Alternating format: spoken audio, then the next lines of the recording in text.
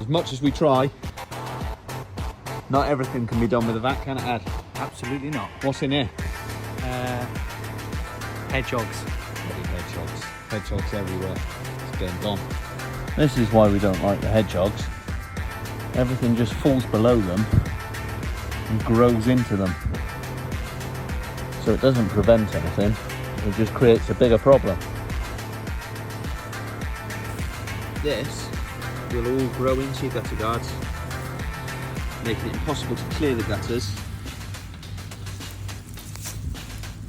and providing the perfect material for things to grow in your actual gutters. Beautiful. Uh-oh,